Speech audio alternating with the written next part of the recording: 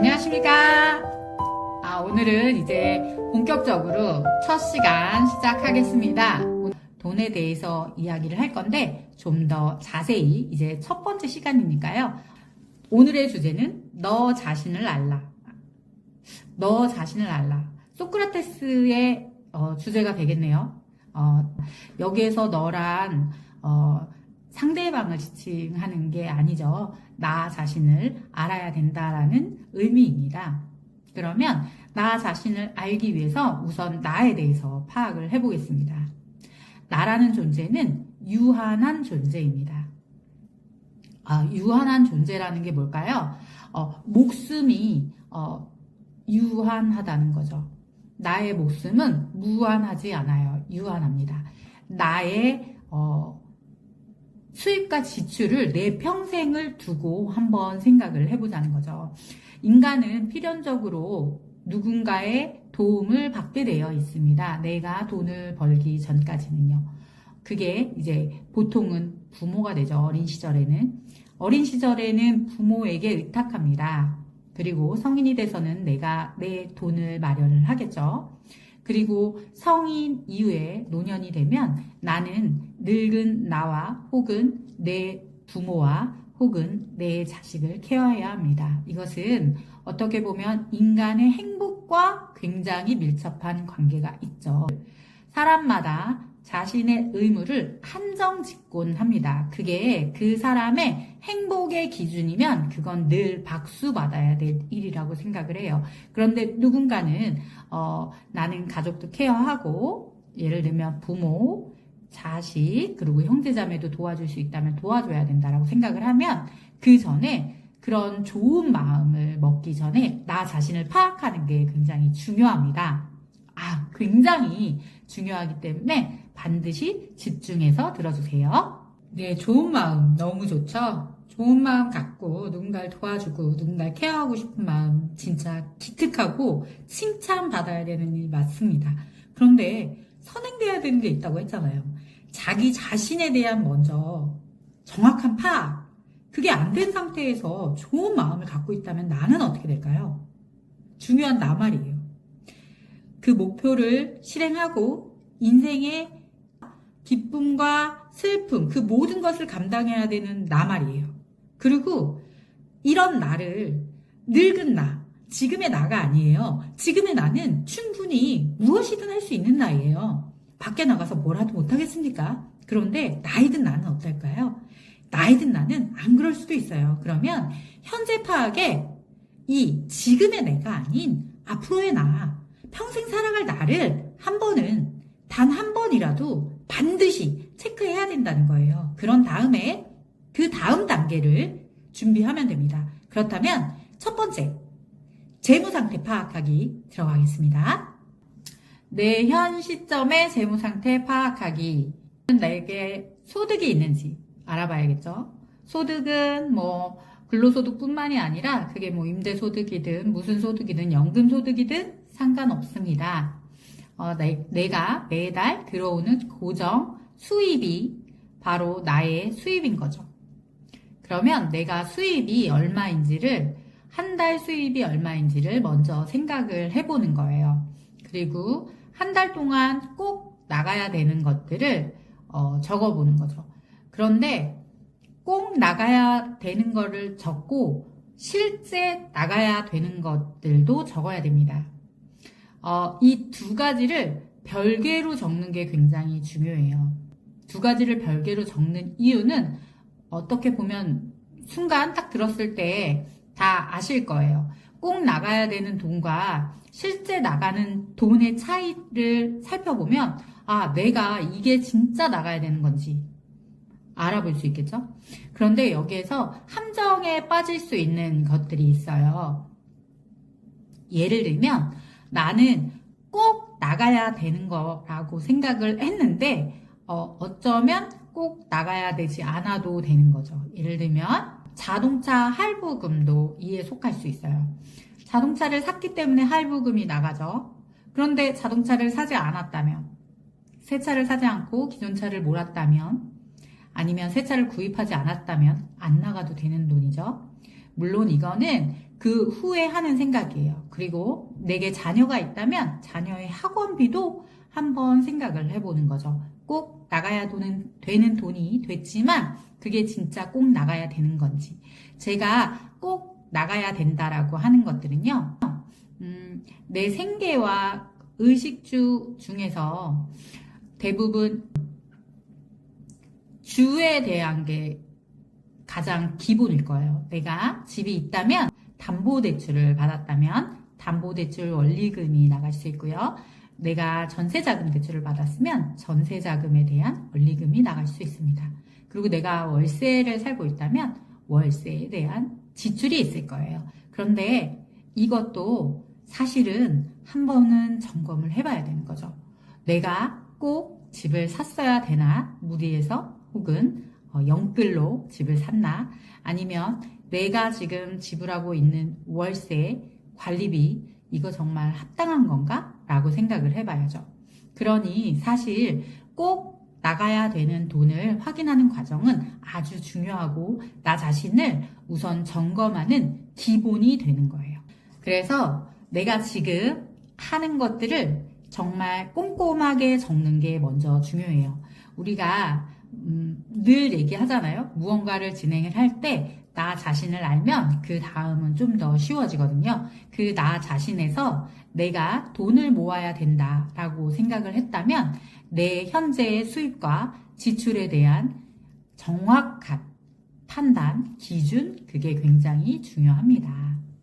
그리고 내게 만약에 빚이 있다면 혹은 내게 가족이 있어서 그들의 생활비를 줘야 된다면 그것들도 다 지출일 수 있습니다. 그런데 그것도 한번 확인을 해봐야겠죠? 기본부터 확인을 해봐야 된다라고 생각을 해요.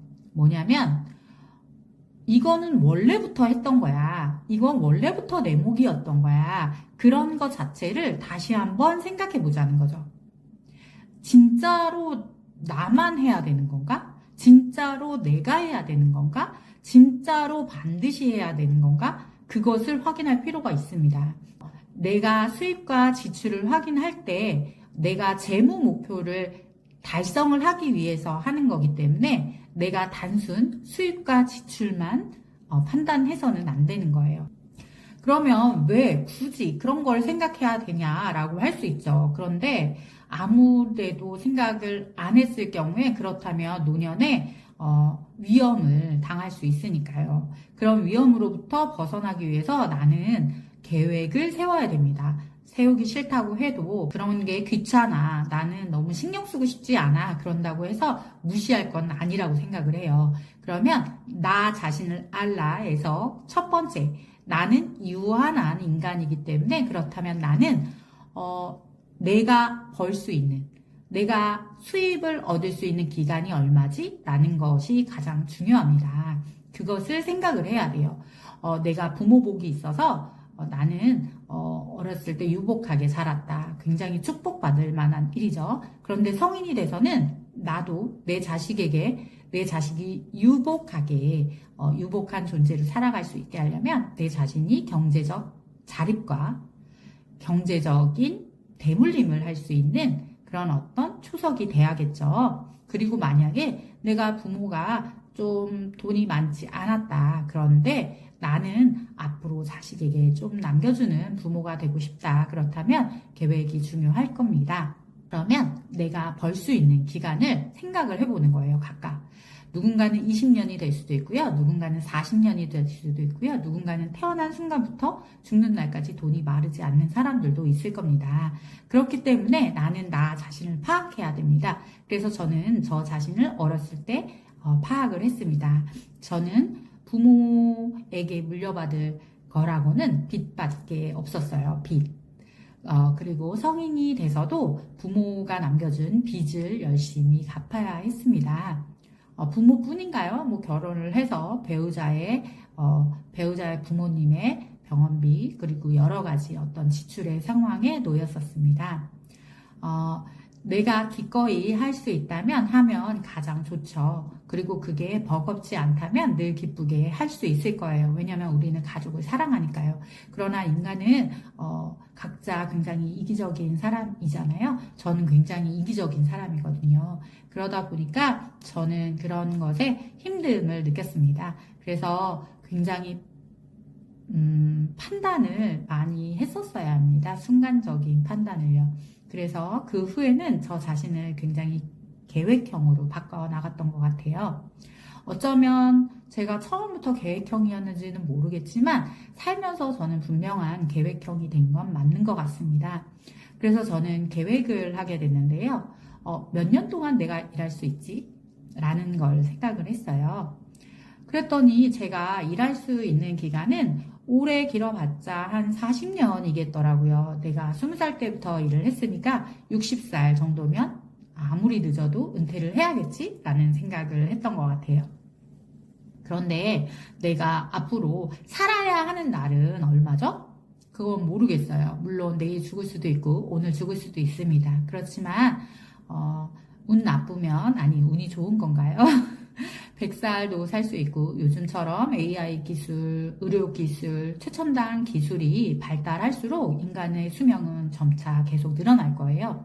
그렇다면 내가 나이가 들수록 모든 내 신체 조건을 다 바꿔가면서 나는 계속 청년으로 살 수 있을까?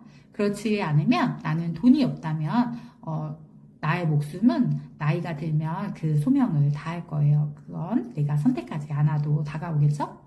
그런데 저는 그런 선택을 하고 싶진 않아요. 그래서 결심했습니다. 돈을 많이 벌기로. 물론 지금까지 번 돈이 많지 않아요. 지금도 늘 돈 때문에 걱정하거든요. 그래서 제가 여러분들과 돈 얘기를 하고 싶은 겁니다. 돈 얘기를 함에 있어서 첫 목표가 되게 중요하기 때문에 목표에 대한 이야기를 오늘 하는 거예요. 그 다음에 다음 시간에는 아마 빚에 대한 이야기를 할 것 같아요. 오늘은 그러면 재무 목표에 대해서 좀 더 이야기 나눠볼게요. 재무 목표니까요. 그럼 내가 일할 수 있는 기간 말고 내 평생 앞으로 지출할 수 있는 돈을 계산을 해보는 거죠. 이게 굉장히 중요합니다.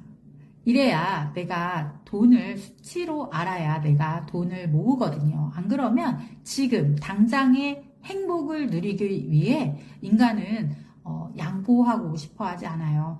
물론 사람마다 다르죠. 누군가는 굉장히 이타성이 많아서 누군가 타인, 가족이나 다른 사람을 위해서 참는 걸 좋아할 수도 있어요. 그러나 저는 그렇지 않아요. 저는 저 자신을 위해서 참는 게 그나마 가장 쉬운 것 같아요. 그게 아무리 내가 사랑하는 엄마고 내 자식이어도 나 자신을 위해서 참는 것보다는 쉽지 않더라고요. 저는 그래요. 그래서 나 자신의 나를 알라, 나 자신을 알기 위해서 내가 앞으로 지출할 돈들을 계산해 보는 게 되게 중요합니다. 여러분 그냥 집에 있는 쌀집 계산기로 계산해 보셔도 돼요. 예를 들면 한 달 지출 금액을 생각을 해볼게요. 나는 한 달에 정말 의식주 앞으로도 살면서 반드시 나가야 될 돈이 예를 들면 한 달에 150만 원만 칠까요? 150만 원이요. 150만 원 곱하기 제가 지금 이제 아직 50이 안 됐거든요. 그런데 저는 아마 100살까지 이상은 살 것 같아요.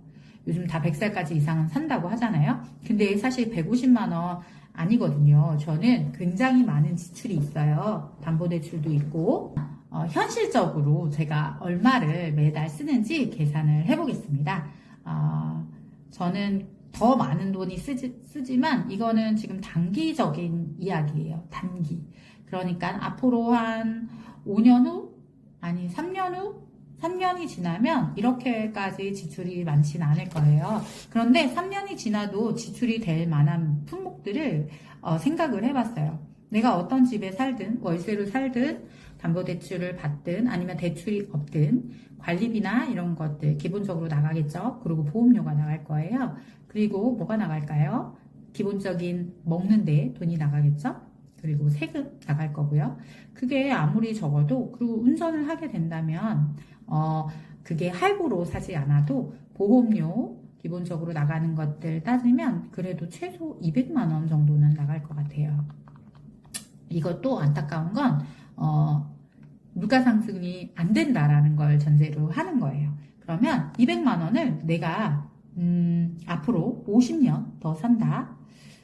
현실적으로 52년, 난 100살까지만 산다라고 했을 때 52년 산다라고 해볼게요. 그럼 12개월이네요. 200만 원 곱하기 정말 단순한 게 계산이죠. 52년 곱하기 12개월 하니까 12억 4,800만 원이 나왔어요. 12억 4,800만 원이요. 이게 굉장히 문제인데요. 12억 4,800만 원을 나는 아주 적은 지출이라고 생각을 했는데 12억 4,800만 원이 나가는 거예요. 앞으로 100세까지요. 그것도 내가 큰 병이 없고 겨우 의식주만 할 경우를 이야기하는 거예요. 그러면 한 달에 200만 원 중에서 나는 얼마의 국민연금을 받을까요? 안타깝게도 제가 200만 원은 못 받아요. 대충 그 국민연금에서 날아오는 금액을 받는데요. 저는 100만 원이 채 안 되더라고요. 그러면 나머지 130만 원 정도, 한 70만 원 정도 되더라고요. 그러면 130만 원 정도는 매달 지출이 될 건데 그만큼의 자산이 있어야 된다라는 이야기죠. 그러면 각자 혹시 제 영상을 중간에 끄셔도 되고요. 각자 지금 현재 계산을 해보시고 나는 얼마의 돈을 벌어야 되지? 나는 얼마의 돈이 있어야 되지? 라는 생각을 해볼게요. 그런 다음 생각을 해보는 거예요. 누군가를 주는 게 아니에요. 아들을 주는 것도 아니고요. 자식을 주는, 딸을 주는 것도 아니고 부모에게 주는 것도 아니고 형제자매에게 주는 것도 아닙니다. 나이든 나에게 내가 지금 줄 수 있는 돈인데요. 안타깝게도 제가 일할 수 있는 나이가 예를 들면 60세까지면 저는 이제 몇 년 남지 않았어요. 12년밖에 안 남았네요. 12년 동안 저는 제가 12억 4,800만 원 중에서 국민연금에 나온다고 해도 국민연금이 뭐 한 30% 나오니까 나머지 돈에 대해서는 벌어야 되는 거죠. 그렇죠. 근데 그 기간이 얼마 남았다고요? 제가 60세까지 일을 한다면요? 겨우 12년 남았습니다. 여러분은 앞으로 일할 수 있는 나이와 내가 나이 들어서 돈을 쓸 나의 돈의 차이가 얼마인지 계산이 됐나요?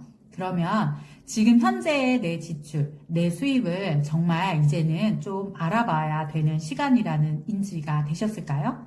그렇다면 앞으로 제가 하는 이 강의라고 하긴 좀 그렇고요. 앞으로 공유하게 될 여러분들에게 공유하게 될 이 영상을 좀 주목하면서 우리 같이 고민하는 시간을 가졌으면 좋겠습니다. 저는 빚에 대한 이야기도 할 거고요. 자산을 모으는 과정에 대해서도 이야기할 겁니다. 많은 사람들이 어떻게 자산을 모았다 이런 이야기들도 공유를 할 거고요. 제가 어떻게 돈을 모았는지, 돈을 모으면서 어떤 고난을 겪었는지에 대한 것도 이야기를 할 겁니다. 저는 우여곡절이 많았던 사람이기 때문에 오는 길에 순탄대로는 아니었어요. 제가 겪은 가시밭길이라고 하긴 좀 그렇고요. 제가 겪은 그런 어떤 허들, 그런 것들을 누군가는 좀 안 겪었으면 좋겠는 마음에서 제가 이렇게 영상 찍는 거니까요. 많은 분들이 도움을 받았으면 좋겠습니다. 그리고 혹여나 제 영상을 보다가 나는 저 사람보다 훨씬 자산 관리를 잘하고 있어. 그리고 저 사람에게 가르쳐 줄 게 있어 하는 분이 있다면 댓글 꼭 남겨주시면 좋을 것 같아요. 그래서 제가 초대를 해서 그분의 말씀도 들어보고 싶고요. 같이 이야기 나눠보면 좋을 것 같습니다. 그러면 오늘은 나 자신을 알라라는 시간을 가지려는 영상이었고요. 오늘 끝까지 영상 시청해 주셔서 너무 감사합니다. 그리고 그 다음 영상이 궁금하시다면 좋아요, 구독 부탁드리고요. 다음에 또 만나요. 뿅! 안녕!